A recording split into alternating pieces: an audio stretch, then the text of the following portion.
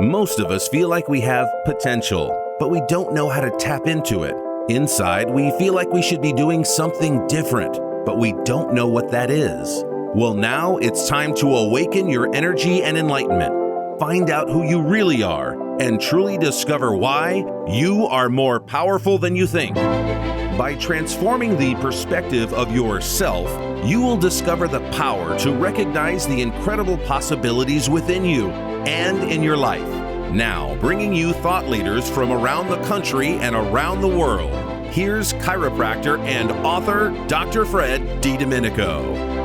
Hey, it's Dr. Fred with You Are More Powerful Podcast, and I'm so excited to have truly a world-changing gentleman on here that his story, certainly I think many people are going to relate to, how he went from pain into purpose and how he really took the conscious shift from his humanity into his divinity, finding that purpose in life, and now affecting the lives of literally, tens of thousands and hundreds of thousands, really, as it seems to be expanding into people all over the world.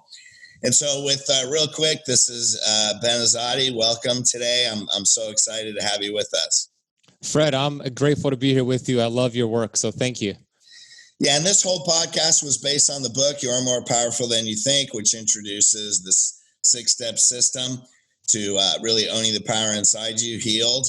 And I don't, when I met you and then heard your story, that you completely exemplify someone who spiritually based, maybe you haven't known that all your life, but really have overcome so many obstacles into a life of service and really helping people all around the world. So what I'd really like to start with is having the audience and listeners get to know the man behind the mission. So let's tell your story of how you went from, what we'll say, pain into purpose. Yeah, I'd be happy to share, and thank you for giving me this platform to share it. I'm somebody who was tiptoeing his way through life, hoping to make it safely to death for most of my life. I was not conscious. I was unconscious in a sense. And I always tell people, if my heart would have stopped beating at the age of 20, 21, 24, it would have just been a mere formality because I was not living on purpose with my purpose. I didn't even know what the word purpose meant. I was just not awake. And it all started because growing up, I was left to my own devices. My parents were divorced. My mom worked 3 jobs, immigrant from Iran, doing the best she could do with what she had. And she would work mornings and nights, and I would be left to my own devices. And I hung out with the wrong environment, drug dealers, people who are doing drugs, and I ended up becoming my environment. I truly believe it, and you talk about it. We become our environment, and I became that. And I became involved with the wrong crowd. And not only that, my mom, who worked at Kentucky Fried Chicken as an assistant manager, would bring me home Kentucky Fried Chicken just about every single night. Me being a kid, I ate that just about every single night. So my body just started to balloon, and I was physically obese, Fred, and I was mentally obese. The thoughts I would think were self-destructive, and those are just, I'm kind of putting it lightly, they were just terrible thoughts. If I were to speak those thoughts to a person, they'd slap me across the face. I had such self-limiting beliefs. I fulfilled this hole inside of me with video games and drugs and food because I had this big void that I wanted to fill.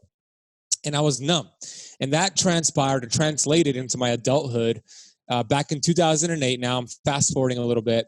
When I was 24 years old, I weighed 250 pounds. I had 34% body fat. So I was obese, classified as obese. And at this time in my life, I was working at a packing and shipping store as a manager. And my girlfriend at the time, we were together for a little over 3 years. She broke up with me because all I wanted to do was play video games and just eat bad food. And she left, rightfully so. And I was so devastated. I did not do any work on myself, no self-development, no spirituality, nothing. That I didn't know how to handle that. And I would cry every single day.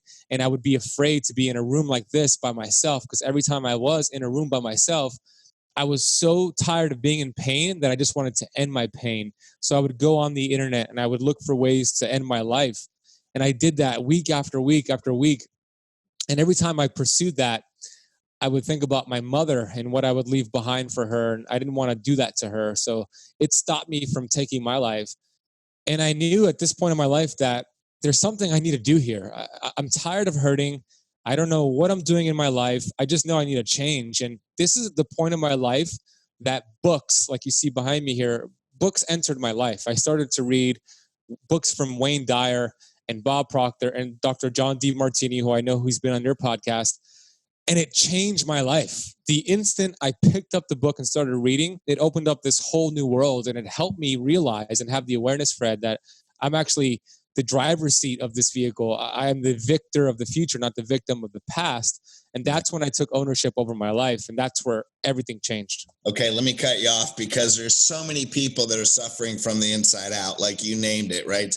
Pain is one thing, but that unrelenting pain is suffering to the point where, I mean, you would have been suicidal.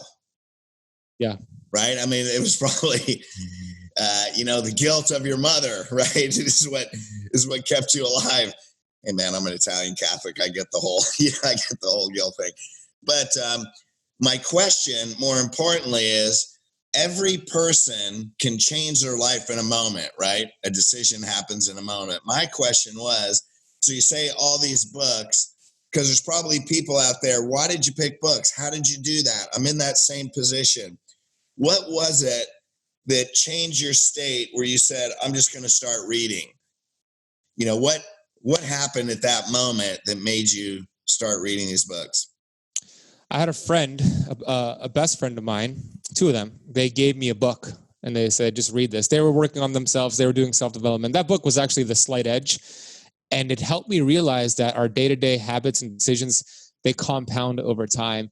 So that was the first book that started off, and then it opened up this whole rabbit hole. So it was introduced to me from a friend who cared about me and said, hey, read this book.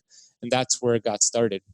Well, isn't that fascinating? Because before you got the book, did you make a decision or did they just come up to you with the book? They came up to me with the book. Yeah, because sometimes, it's like God is always there. We're never alone, and he knows if you're just paying attention. And that's the thing, man. People are here to help us, and at least you are in the position to pay attention. Exactly. It's about I had the awareness to pay attention and then actually read the book. So you're so right, Fred. That's so awesome. Okay, man. Sorry to interrupt, but that's a crucial thing because the answers are around us all the time. You're right. It's just having the awareness to see it. Right. So that's where it all changed. So I took responsibility for the first time in my life. The first 24 years of my life, I was playing the victim mentality, blaming my genetics, blaming my enabling family members, blaming the economy. I mean, whatever I could blame, I blamed. And the books helped me realize that I am responsible, not anybody or anything. It's just the person in front of me in the mirror, myself. So you fast forward from that moment that I took responsibility, 9 months from then, I went from 250 pounds to 170 pounds. I went from 34% body fat to 6% body fat, size 38 waist to size 30. So I finally carved out a physical six-pack, which for me was very important, being the kid who was bullied and picked on and never took off his shirt inside of swimming pools. I was like, yes, I have a six-pack. But you know what I realized?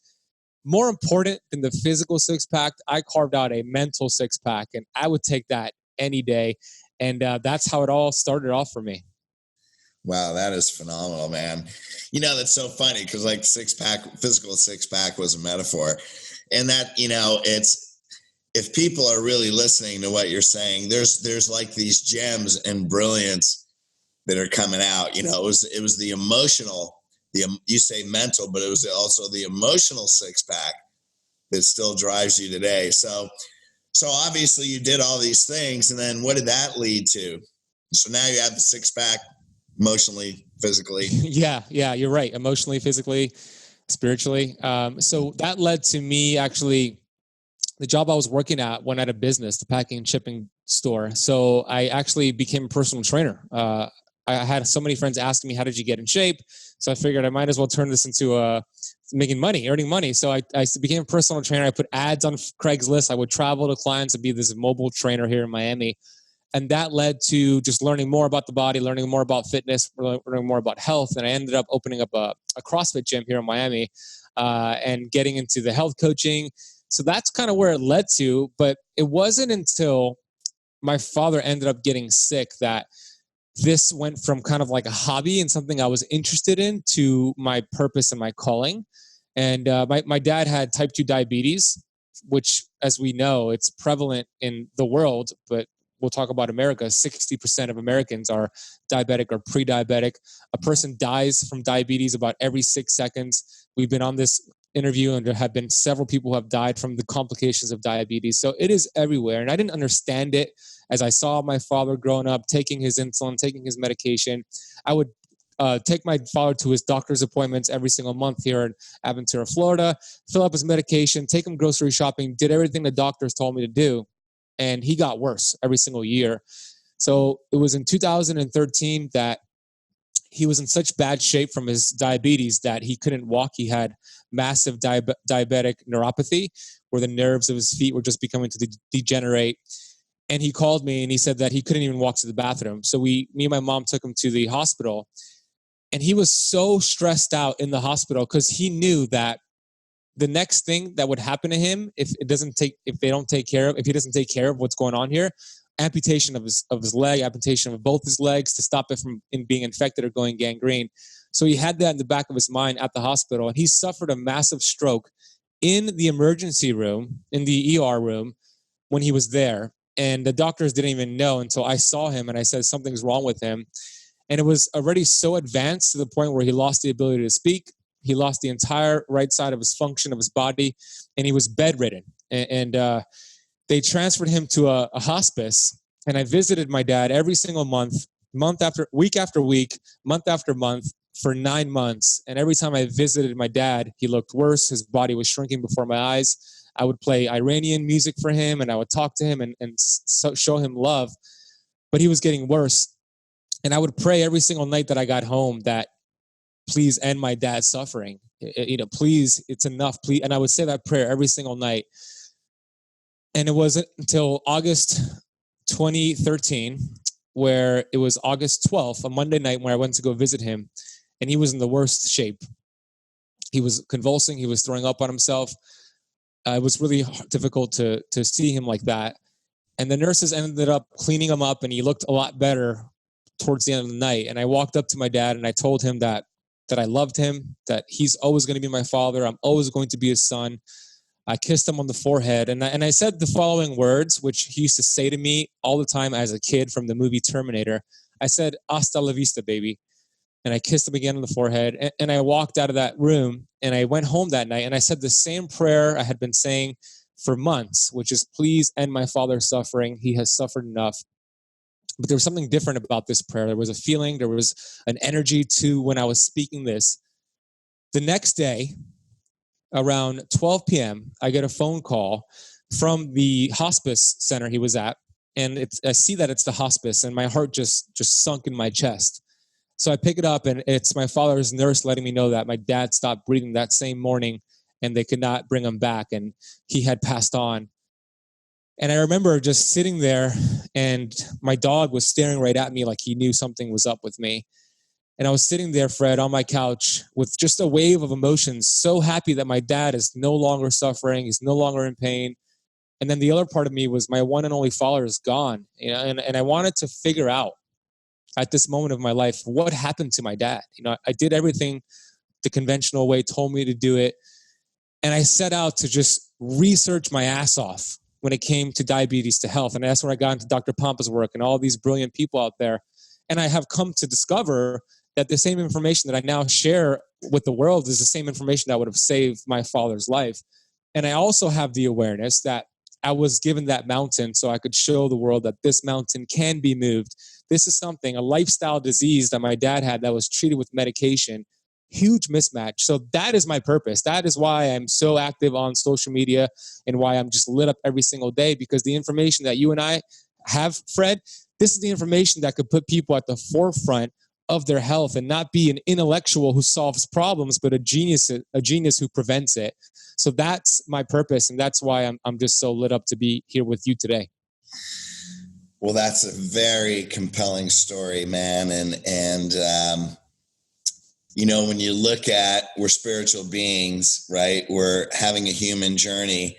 and you see that every relationship, every incident, why you came through your parents with your sole purpose, and why whatever his purpose is went through that, and how that's just given you a catapult of more than just purpose. But that emotion is so much fuel that, I see your Facebook lives, man, you're doing multiple podcasts a week. I mean, and that's just what you do that the public can see. They don't see what you're doing behind the scenes, which is when you have a purpose like that, man, you're going all day long.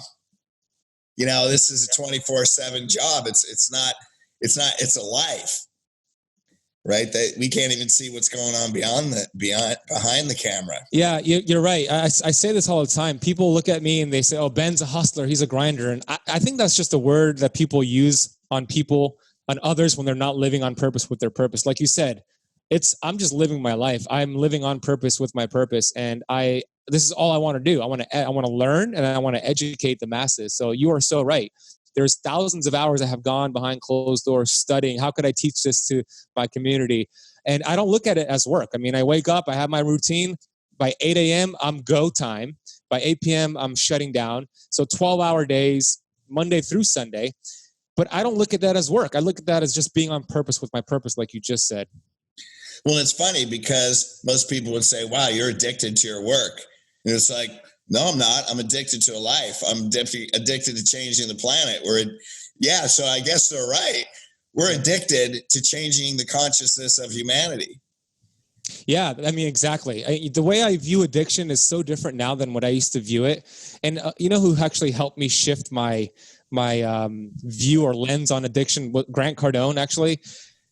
Because I've been told that I have an addictive personality, right? But I was using all that energy in that addiction, whatever you want to call it, all that energy on video games, right? When I was obese, and I became one of the best video game players in the world, by the way, because I put so much energy into studying this. So I transferred that energy into actually studying now and educating the masses. So you could call it an addiction, whatever it is, it's being used for a positive purpose, and it's my purpose. Well, that's so cool because, powerful spirits, which we're all powerful, we just have to decide to tap into it. You see, I use a metaphor, like it's kind of like having a RPG launcher, a rocket launcher. It's like, hey, when you have all that power, you better be careful where you're aiming that thing because you might blow some shit up, right? That's right. Yeah, I love that analogy. You're exactly correct, man. I could put all that energy into videos. I could put all that energy into bulimia. I could put all that energy into alcohol or drugs, or I could put it into changing the planet. Exactly. I think if somebody is listening to this right now and they're like, man, I have an addiction to whatever it is, pornography, alcohol, marijuana. I've had a lot of them, by the way. Knowing that you are addicted to something means you have the energy right there. Like you said, you have that rocket, that RPG. So now it's just a matter of finding your purpose, your highest values, like Dr. John DiMartini talks about it, and aiming it there and getting it locked in. That's where you get to create some magnificence in this world. There's a great book out there. I haven't even read the book, but it's funny. The book has made such a big difference in my life just by reading the title. And Bob Proctor recommended it. But I just read the title. I'm like, yes. It's called Magnificent Obsession. Right. That's what I feel like it's like. Like find something you are so obsessed with and make it magnificent. Find something that you could put all that energy, that freaking RPG, and lock it in like Fred has done and I have done. So I hope this resonates with your listeners. Yeah, and it's not a life for everyone. Relationships, the people that we get involved with, like as a partner, they have to be very specific people because not everybody resonates with that. We have different values. John DiMartini talks about that. It's like because he tells you list out your core values and relationship is fourth. It's like, he's gone every weekend of the year. So it's definitely a very specific life. And I completely admire that about you. So now you found this purpose, man. Watching your dad pass becomes this fuel, like you said, the only earthly father that you have, and now he's gone. And so you have that magnificent obsession with that disease. And so now how are you taking that out? And obviously you do your podcast, you have tens of thousands of followers. So what vehicle did you create for that? The vehicle is my company, Keto Camp, Camp with the K if you're listening. So we're an online platform. We have the YouTube channel. We have the podcast. I do a lot of speaking gigs. And we are on a mission to educate and inspire 1 billion people on planet Earth. But it's funny, Fred. I didn't have this conviction, I'm going to call it, until I actually got mentorship from Dr. Pompa, who we both know. Dr. Pompa, I work with him and the group of platinum doctors. And when I was figuring all this information out and I was doing my live streams and I was doing some small speaking gigs, I didn't have that conviction in front of people. I didn't have a group of people that had my back that I could have conversations with. Doctors, Dr. Pompa, who I think is the most brilliant person in the health space. So I got involved with Dr. Pompa. I got mentorship from him and his group of platinums. And this is just a little over a year ago. And it gave me this conviction that I never had before. And now it shows up in interviews like this, Fred. It shows up when I'm speaking in front of people on my podcast. That conviction is so strong, and it's getting stronger every single month. So I'm just so inspired to get in front of more people, to speak in front of larger audiences. And I'm doing it through Keto Camp. I sold my CrossFit gym a couple years ago, so I don't have a brick and mortar anymore. Everything is online, and that's how I'm doing it here. And it's a mission that it's not just my mission, the 1 billion people. It's Fred's mission. It's Dr. Pompa's mission. Like, this is a unified effort here. And there's a lot of people out there who are asleep, and you talk a lot about that. And we got to just wake them up and help them live on purpose with their purpose. Nice. So how do people get a hold of you? How do they get involved with Keto Camp? It's right behind you there, as you know. Yeah, I mean, I would say, two of the best resources is my podcast. So this is a podcast. So I would say go listen to the Keto Camp podcast. Fred, by the way, I interviewed Fred for my podcast, and his episode's coming out in 2 weeks. So go listen to that one with Fred. I have an amazing lineup of guests on there. We're 91 episodes in. So Keto Camp podcast, and then my Keto Camp YouTube channel is also a great resource. We're releasing pretty much a brand new video every single day. So those are 2 places to find me. And then if you're on Instagram, just look me up at the Ben Azadi. Nice. So such a compelling story, man. And truly a compelling, magnificently obsessed person with making a difference in the planet. 1 billion people. Thank you so much. What final thoughts do you want to leave with the listeners? Yeah, thank you, Fred. I want to acknowledge you. I love the work that you're doing. Since I first saw you last year in San Diego, this guy gets it. That's what I started to say in my head. And you are brilliant at what you do and so authentic. So thank you for your work first and foremost. I would say this. There are so many things you can do out there. There's, when it comes to your health, I'm talking about keto, fasting. There's so many programs you could join. There's so much information out there. It's amazing. We have the internet. We could find what we need to find. There's books. But all that is external. If you want to change your life, it starts with changing your thoughts. It starts with observing your thoughts. And I'm still doing this myself, and I'm getting better and better at it. And whenever you have a self-limiting belief, a self-limiting thought, understand that it has nothing to do with who you are or your potential or why you're here on planet Earth. And has everything to do with your conditioning, has everything to do with your upbringing and your relationships and your experiences. And you could choose a better thought. It's our greatest power, the power to choose a better thought. So the way I look at thoughts are the way that Wayne Dyer taught me, which is as clouds that go by. And if I see a cloud that is, raining with lightning and it's a negative thought, I'll let it pass and say next. And then I'll have a rainbow cloud with a positive thought, and I'll choose that thought because that's going to help me live the life I want to live and get the results I want to get. So if you're struggling in life, it's going to start with your thoughts. It's going to start with the thoughts you're thinking when you're brushing your teeth, when you're in the bathroom. It's those little moments right there that if you could have awareness, because when I'm brushing my teeth, I am saying my affirmations. I am saying I am a genius and I apply my wisdom. I am saying I love myself. And I'm taking any opportunity when I'm standing in line at the grocery store to say these things, because our thoughts will determine our future. So that's what I would leave for your audience. It starts with your thought, and you could change your life. That's so awesome. Maybe a little difficult with a toothbrush in your mouth, but we do understand the principle. Well, you say it in your head. You don't have to say it. Yeah, no, I got it. So number one, I just want to thank you. Number one, for what you're doing. You're truly an enlightened spirit walking in physical form, man. You have a consciousness that just by your presence and when it comes through your voice, you feel your heart. You're so genuine with your intention and your message. And, we also pray that 1 billion people come through your influence. So, hey, just want to thank you. I look forward to seeing you again. We'll be crossing paths in the Platinum Group. And, hey, I love listening to your podcast. So thanks for taking the time to be here. And everybody, also, you can go to youaremorepowerful.com. You can get the book, You're More Powerful Than You Think. There's a whole online coaching system that will help you move from your humanity into your divinity. And then definitely check out Keto Camp. Thank you, Fred. All right, Ben. Take care, man. Thanks. Take care, brother. Thank you.